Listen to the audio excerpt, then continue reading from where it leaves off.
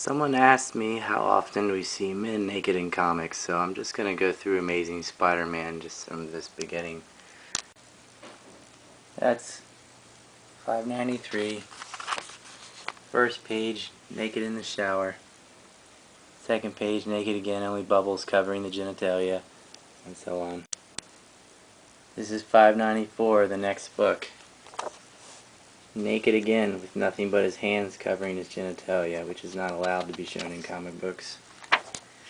Naked through these next two pages, with his roommate looking at him, seeing his junk. Naked, naked. Naked, naked, naked. I don't have 601, but he's naked in that, and there's a flashback in 602 where Peter's naked again. In Dark Avengers, we have Miss Han in like a tank top and underwear, but we've got Norman Osborn completely naked. And naked in front of everybody. In the nude as you can get. Naked. Just naked.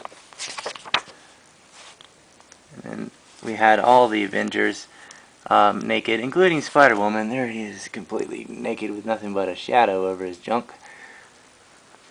And from the back, etc., he's pretty nude. We had them all in the Savage Land hanging naked. Jessica had her hair over her breast, but they were all nude. That was Luke Cage, Iron Man, Spider-Man, Wolverine as well.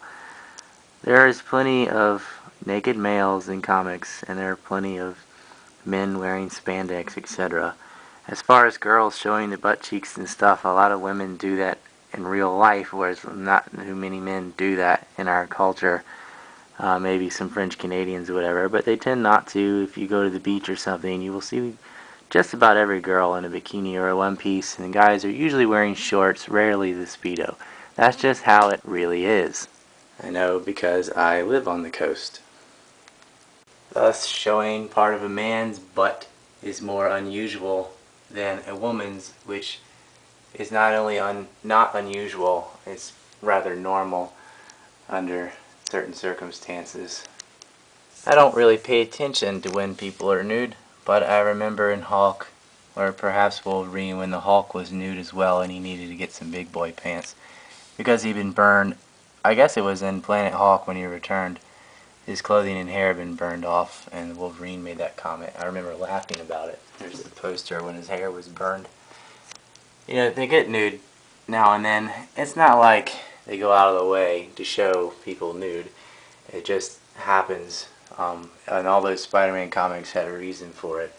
The Osborn thing I thought was a little weird, but there was a reason with Molecule Man. I don't think that women wearing spandex is exploitive. I think it is just normal in the comic book universe that everybody dresses that way. And there's one of my favorite female characters, Elektra. And one of my other favorites is Rogue. I don't like Wonder Woman. I think her comic in the beginning was like a fetish comic, but that's just her. She sucks. Not so much anymore. But it's not like every female in the comic book universe. She-Hulk's another awesome character. Being attractive is part of being super. Everyone is good looking, men and women, in comics. At least the heroes and heroines. They have perfect faces. And even when they have some rugged face, the body is still perfect. And again, these aren't real people, so you can't really exploit them. They actually are products. And they are beautiful because they sell the maximum number of books. That's the responsibility of the artist and the producers, etc. Women are thin and curvy, but look at the dudes.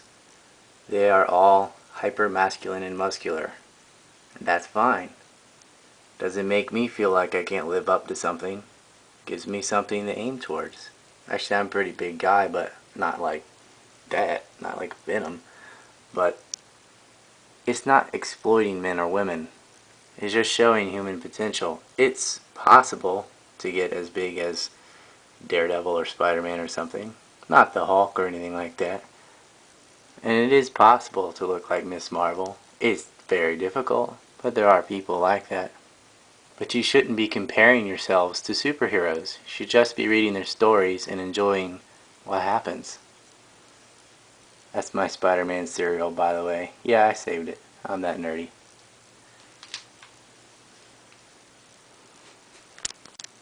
This guy is basically perfect, and if you compare yourself to him, you drive yourself nuts. Check the action figures out.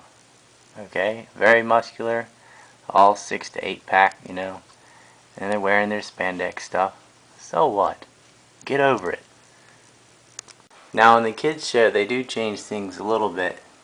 If you've ever noticed, on Iceman, they put a little pair of shorts on him. So that is funny.